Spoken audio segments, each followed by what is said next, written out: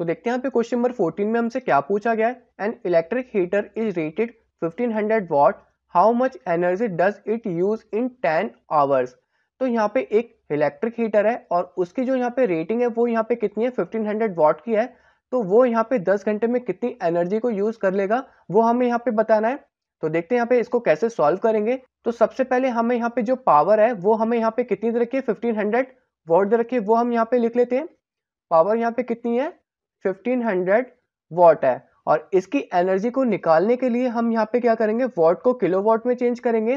तो 1 किलोवाट में यहाँ पे क्या होता है हमारा, 1000 वॉट होता है। कितना होता है हमारा यहाँ पे, 1000 वॉट होता है। तो इस पावर को यहाँ पे चेंज करने के लिए किलोवाट में हम क्या करेंगे, 1000 से डिवाइड कर देंगे।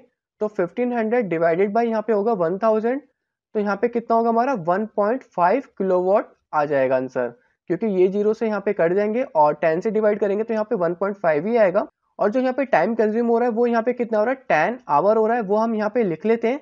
और जो पावर का जो फॉर्मूला होता है वो हमारे यहाँ पे क्या होता है, energy consume upon time taken.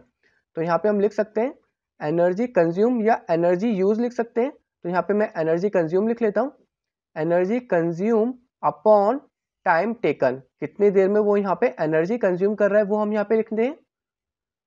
तो अब हम यहाँ पे क्या करेंगे, सबकी वैल्यू पुट कर देंगे।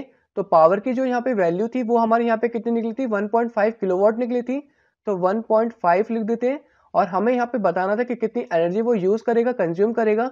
इसको हम यहाँ पे एज इट इज ही रहने देते हैं क्योंकि हमें ये तो निकालना ही है।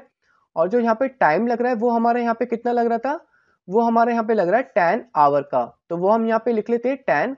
अब यहाँ पे क्या होगा, ये क्रॉस मल्टीप्लाई हो जाएंगे। और जो यहाँ पे एनर्जी कंज्यूम होगी वो हमारे यहाँ पे कितनी होगी, देखते हैं। एनर्जी कंज्यूम इक्वल टू यहाँ पे क्या होगा, 10 इंटू 1.5 हो जाएंगे। तो यहाँ पे हमारा आंसर कितना आ जाएगा, 15 किलोवाट आ जाएगा। कितना आ जाएगा यहाँ पे, 15 किलोवाट आवर आ जाएगा। क्योंकि हमें जो टाइम दे रखा था वो हमें यहाँ पे आवर में दे रखा था। तो इसकी यहाँ पे क्या होगी, यूनिट किलोवाट आवर हो जाएगी।